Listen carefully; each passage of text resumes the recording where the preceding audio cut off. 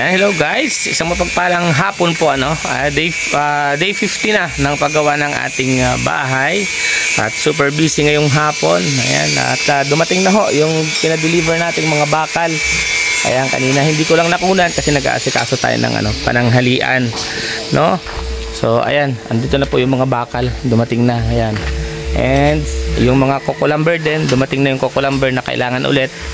And syempre si Bilog, nagkakat siya ngayon ng mga bakal, di ba?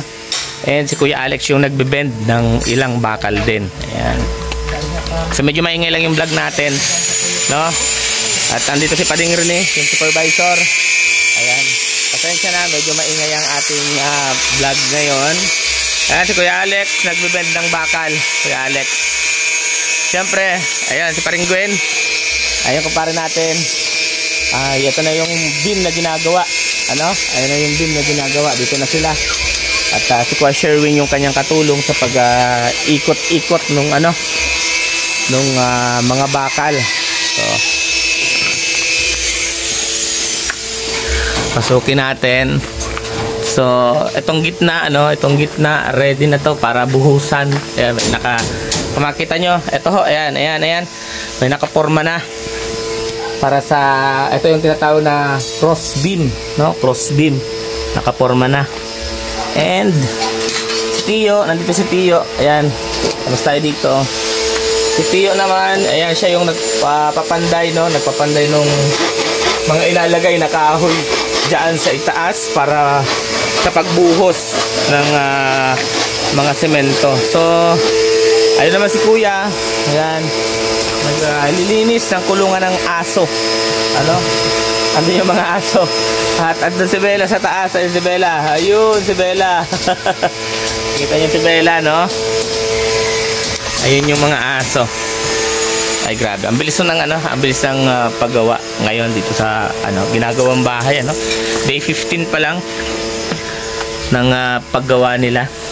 So ito na ho yung CR. Ayan, nakita nyo? At ito. Ayan yung CR natin. Okay na siya. Tingnan nga natin kung medyo malaki. Medyo mahirap na hong gumalaw. Marami na hong kahoy dito. Mga nakatukod na siya, no? Kasi lalagay na ng dyan, pinolig. Ayun, yun, okay. Malaki ang CR natin, guys. Malaki yan. Dito paliguan. Yung shower.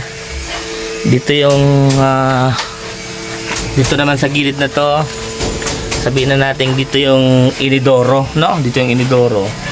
Dito naman yung lavatory.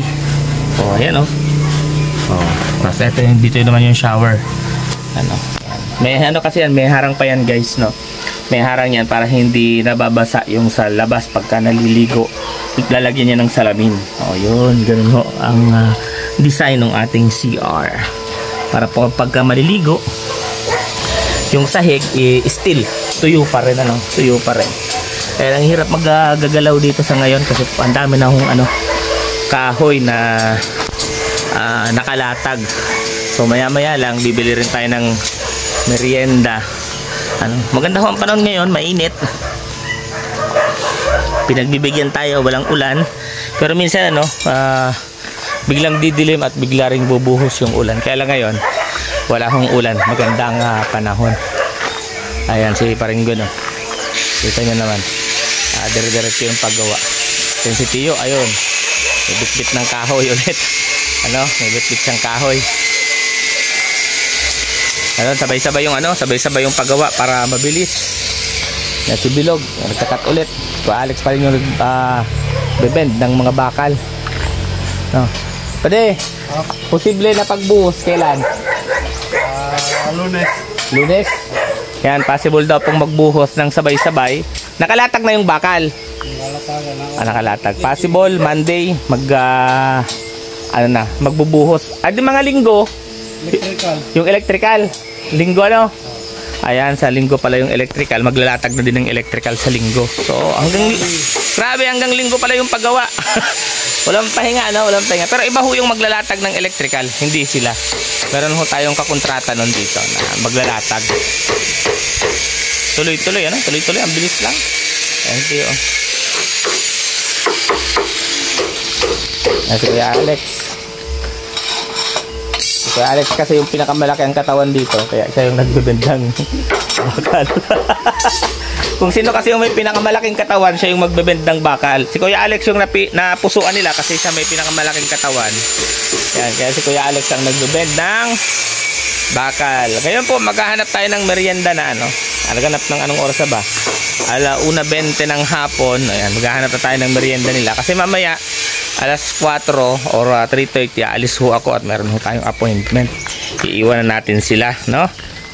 So, sana masarap-sarap na merienda. Ako, magpapaluto na lang ako. Minsan ho, sa totoo lang, yung ulam sa araw-araw, may pambili. Ayan, may pambili tayo ng pagkain. Siyempre, yung pag-iisip, no? Kung ano yung lulutuin, no? Yung merienda, ano bang ipapamerienda mo, ano bang ipapaula mo. Ang hirap guys mag-isip ng mga lulutuin. Pero yung pambili nandyan, kakabili tayo lagi. Na may budget talaga yung pagkain. Ganun ho ang ating mga sponsor, nakahiwala yung budget sa pagkain, nakahiwala yung para sa materyales, ayan, nakahiwala yung para sa bali. Alam yung bali, tuwing Miyerkules merong cash advances, ayan, naka-separate yun, meron tayong mga cash advances tuwing Miyerkules. Kaya alam na natin, tuwing Miyerkules meron tayong ibinibigay na pera. So pagdating ng Sabado, maliit na lang yung binibigay natin na sahod. Kasi syempre kalahati, almost kalahati na yung nakuha nila. So hindi na masyadong mabigat. Ganun ho ang yung ginagawa natin dito. Syempre minsan yung sa pagkain, tuwing hapon minsan si Pading Rene pinagluluto natin. Siya na daw magluluto. Lalo special ni Pading Rene ang sopas.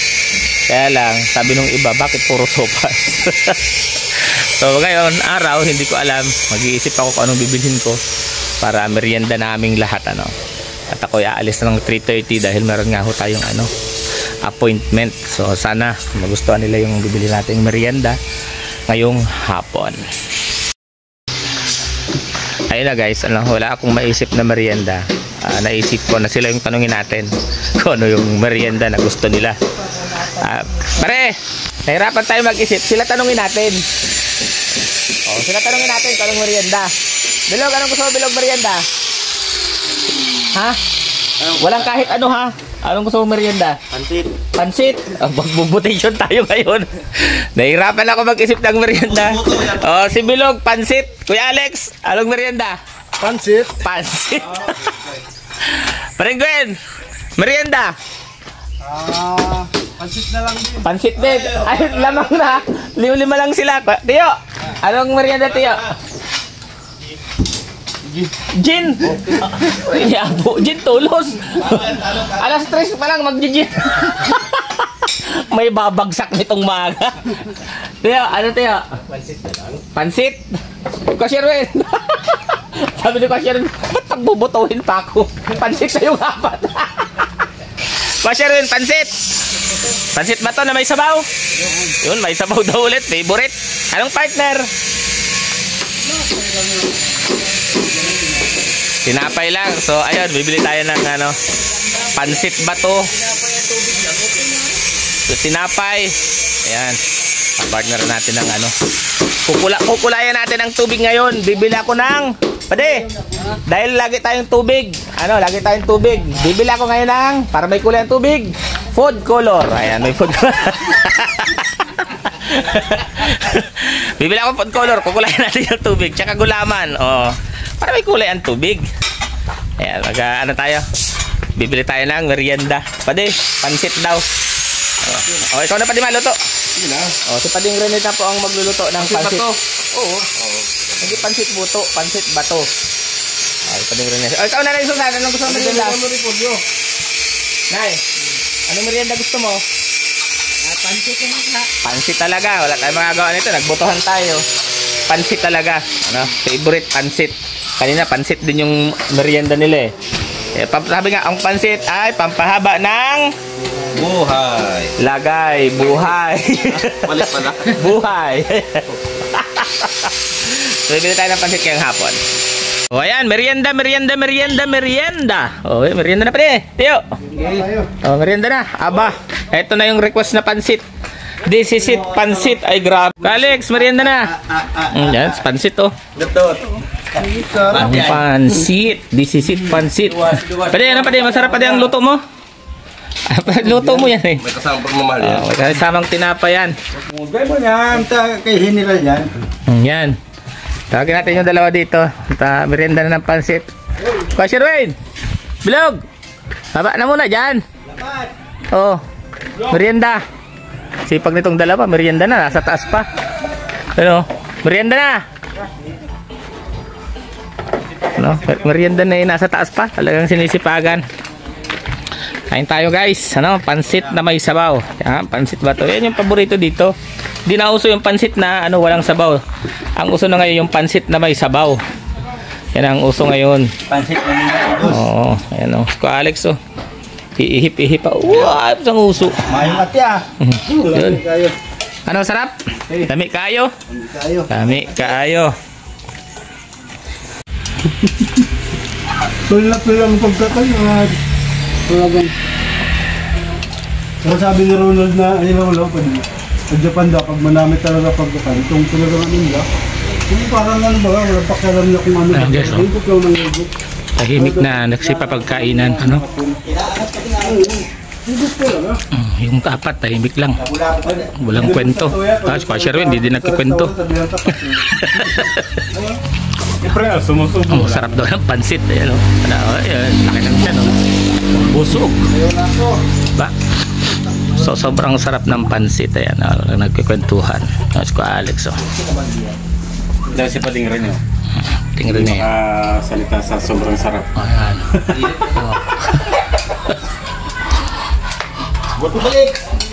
Alex, tingnan natin. Alex, lutaw na arte na. Ito, busog. Grabe. Lutaw na magapit. Oh, sarap. Laka dyan. Wah. Pagkuha naman pala sa inyo. Oh. Lubog na naman. Bilog na katalikod. Busog na busog, oh. Ayan yung meriendahan. Pansit with tinapay, ano? Yan. Ayun guys, ano? Tapos na ang merienda. Tapos na ang merienda time. Balik na naman sa trabaho. So, pasok ulit tayo. Eto. So, ayun, natakpan natin yung camera. Si Kuya Sherwin na lang yung natira dito sa gitna, ano, sa crossbeam. Si Kuya Sherwin na lang yung natira. At dito sa kabila, yuko tayo kasi marami ng kahoy. Ayan. Andito si Tiyo, tsaka si Padingguin, yung biga dito sa gilid. Ayan oh. Sila naman. Pwede kayang tapusin yan ngunyan? At tatapusin daw ito ngayong hapon. No, itong biga na to. No. Tapos sa aga, bakal na naman. Ano na pati, masapin na ng pinulik. Magsasapi na ng pinulik. Ayan, magsasapi na po ng pinulik bukas. Ano? Puro bakal na muna ang gagawin ngayong mga susunod na araw hanggang Sabado. So Monday, magbubuhos na ho ng ano, magbubuhos na ng slab nung para sa second floor. Ayan yung update natin. Ayan siya at si Bilog andun, nagkakat pa rin ng ano, ng bakal. Si Kuya Alex, ayan, nagbibend pa rin, ano. Dire-diretso, yan lang, puro bakal ang trabaho ngayon. Medyo medyo napapatagal pag sa bakal kasi syempre dapat pulido yan. Tapos talagang yung bakal natin matitibay, kumpleto. Sunod yung mga sizes, ano? Nasusunod yung mga sizes. Ayan sila Tiyo. Ayan. Gumagawa diyan sa gilid.